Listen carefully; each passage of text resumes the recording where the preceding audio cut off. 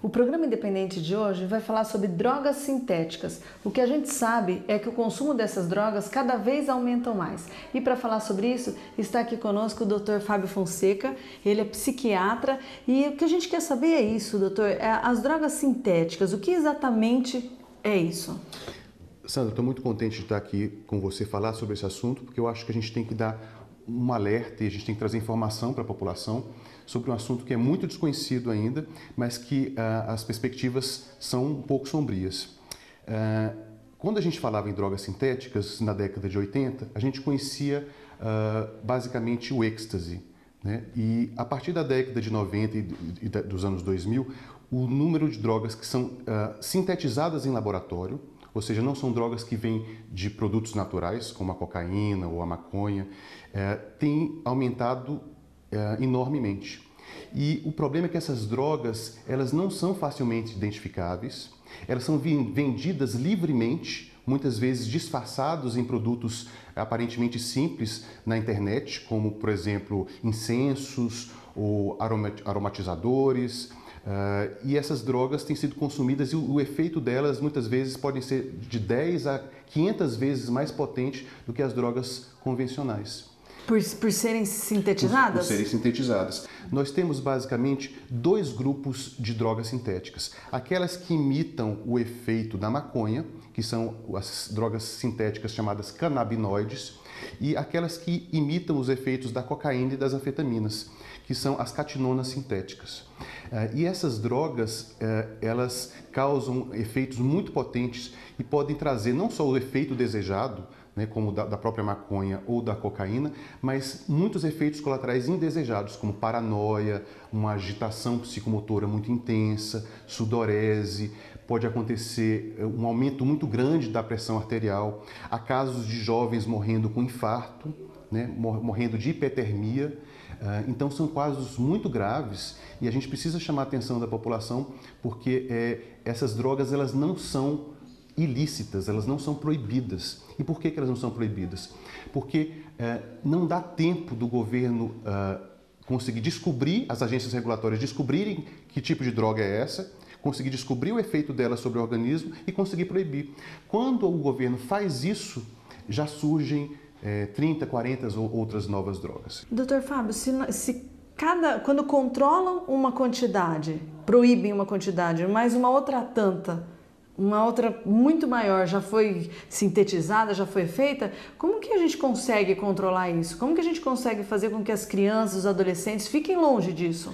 É uma pergunta muito importante isso, né? Só para você ter ideia, em 2012, 2013, foram catalogadas a cada ano 40 e 80 novas drogas e no ano passado mais 100 novas drogas surgiram. Então essa ideia de que a gente deve simplesmente proibir não funciona, até porque essas drogas elas podem ser adquiridas pelos adolescentes livremente pela internet. Os adolescentes podem comprar e vai chegar na casa deles como se fosse um incenso, como se fosse um sal de banho.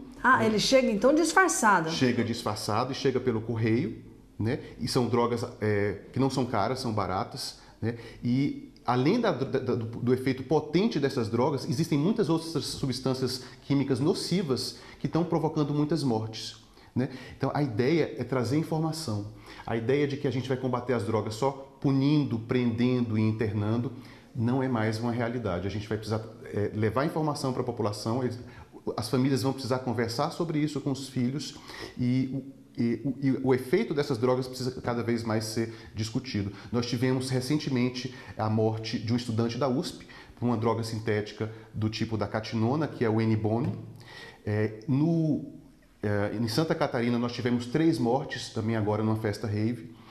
Em Ilha Solteira nós tivemos um estudante alemão que acabou morrendo também por conta dessa droga. E o mais perigoso é que muitas vezes o jovem acha que está consumindo uma droga, acha que está consumindo LSD ou que está consumindo êxtase, e muitas vezes ele está consumindo uma droga sintética 500 vezes mais potente e muitas vezes correndo um risco de óbito, de morte muito, muito alto.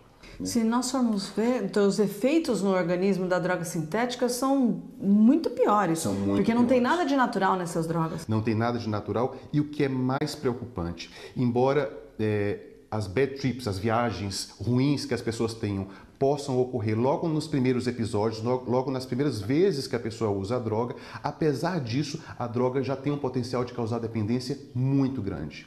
Então, apesar do próprio jovem se sentir mal, muitas vezes é compelido a consumir novamente. Então, a gente está falando de um problema muito sério.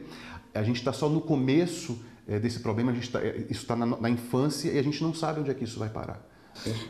Doutor, por mais que a Anvisa queira controlar, o sistema público, o Estado queira, de uma certa maneira, fazer com que isso não chegue nos jovens, é impossível, porque se você pode entrar no site e buscar isso lá e que chega na tua casa de maneira camuflada, então é impossível eles descobrirem isso. Eu não diria que é impossível. Eu acho que a gente pode fazer uma pequena crítica à Anvisa, sim, porque nos Estados Unidos a agilidade para detectar essas drogas e para catalogar é muito maior. E é melhor que você consiga proibir do que você não consiga. E aqui no Brasil as coisas são muito lentas, mas de fato você está correta. Às vezes mudando só uma pequena conformação química, eles conseguem construir uma nova substância química que não é proibida porque é uma substância nova e os efeitos ainda não são conhecidos. Então eles não estão eles não estão vendendo nada de ilegal, eles não estão traficando, porque aquilo ainda não é considerado uma droga. E isso é vendido livremente na internet, né? E isso é comprado pelo correio. Então você tem razão, assim, a gente está vivendo um momento na luta contra as drogas em que a simples proibição não vai resolver. Eu acho que a gente vai ter que partir para um outro caminho. E a gente não está falando só do consumo de drogas, a gente está falando de mortes precoces e de mortes muito rápidas. A gente sabe que a cocaína pode matar, que o crack pode matar. Muitas vezes, na maioria das vezes, isso não é tão imediato. Quando a gente fala de drogas sintéticas, a gente fala de mortes e de quadros de psicose, de doenças psiquiátricas desencadeadas logo no início, muito graves. Então a gente está falando de uma nova era no uso de drogas e no consumo, em que a gente está apenas na infância e ainda nós cientistas, médicos e pesquisadores estamos apenas começando a descobrir do que se trata, né? A gente gosta de falar no programa Independente, Dr. Fábio, sobre a solução, né? Qual seria a solução para o problema das drogas? E num caso desse em que você compra abertamente, qual seria a solução? Eu sempre defendo que a solução é o que você faz em casa.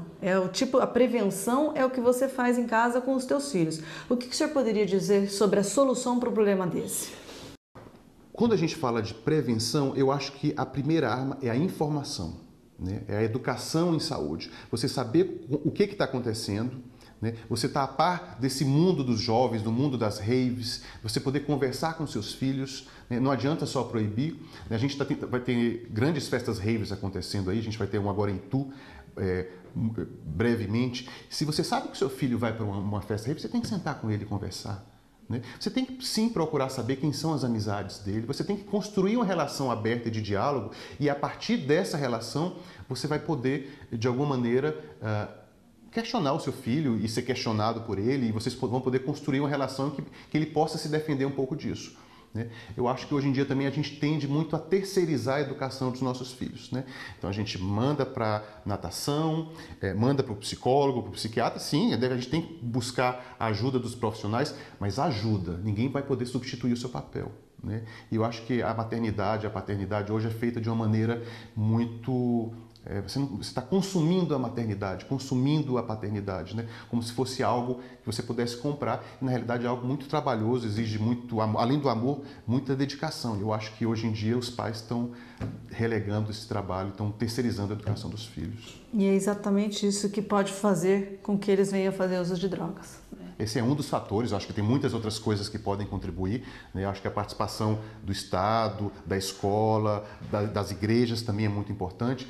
Mas os pais não podem se furtar a estar presente na educação dos filhos e saber que essa é uma realidade, de que isso tem que ser conversado e de que não dá para botar uma venda nos olhos e achar que isso só acontece com os filhos dos outros. E a partir do momento que isso acontecer, está preparado para lidar com isso. Também só se desesperar não vai adiantar. A gente tem um problema, a gente tem que resolver o problema e problemas complexos exigem também uma postura um pouco mais séria. A gente não tem soluções simplistas, a gente não vai resolver isso com um decreto, não vai resolver isso com uma única medida. Isso tudo exige um esforço e uma dedicação de todo mundo, e dos pais principalmente, né? E dos jovens também, por que não? Né? Eles também precisam ser implicados no tratamento e eles precisam saber quais são as consequências das escolhas que eles fazem, né? Com certeza. Dr. Fábio, muito obrigada pela sua participação no nosso programa e a você que nos assistiu hoje sobre o assunto drogas sintéticas. Eu te espero a semana que vem. Até lá! A minha história com as drogas começou com 13 anos de idade, é uma identificação com uma tribo, porque era muito tímido, muito acanhado, né? Procurei pelos amigos conhecer a droga, né? Comecei com álcool, maconha, e depois teve um casamento assim fantástico, foi o álcool e a cocaína, né? E isso durou por 21 anos, né? Eu vim me internar com 34 anos, que eu procurei ajuda. Isso não foi nenhuma ajuda que eu procurei, foi minha irmã que falou, olha, não dá mais, né? Você está num estado muito difícil. E ela falou se eu queria essa ajuda. Eu falei, quero. E isso, assim, numa segunda-feira, numa terça-feira, eu estava vindo aqui para a instituição para ser internado, né? Em 2004, né? Então, estou indo há quase 10 anos de sobriedade. Tem um lado muito bom, esse lado de sobriedade, onde eu conquistei bastante coisas, né? Pude os estudos, conhecer outros lugares, fui estagiar em outros países, né? Graças à instituição. E hoje tem vários planos ainda, né? Tá para acontecer e esses sonhos que voltam, né? Essa sobriedade nos dá essa opção de sonhar, né? Ao palpar esses sonhos e conquistar, né? Então, o que eu penso disso daí, né? Da sobriedade, são as grandes oportunidades nesses 10 anos que eu tive, que são muito boas, são páginas muito felizes da minha vida, né? O que você acha que é o mais importante para conseguir a sobriedade? Olha, primeiro, assim, o desejo, né, de não viver aquela vida. Quem é usuário de drogas sabe a vida que está, né? E o desejo de parar de usar droga, né?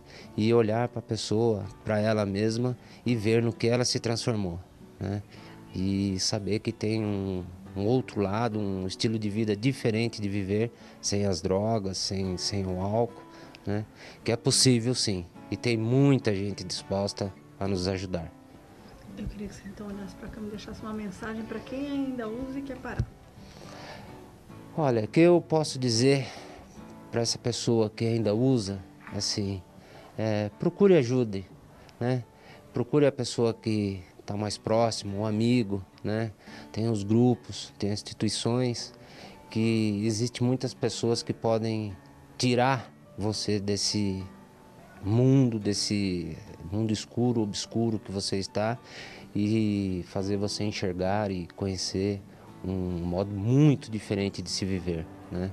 Onde se tem sonhos, onde se é respeitado e onde você, assim, as pessoas te olham nos olhos, né? Você não é diferente na sociedade, você faz parte dela.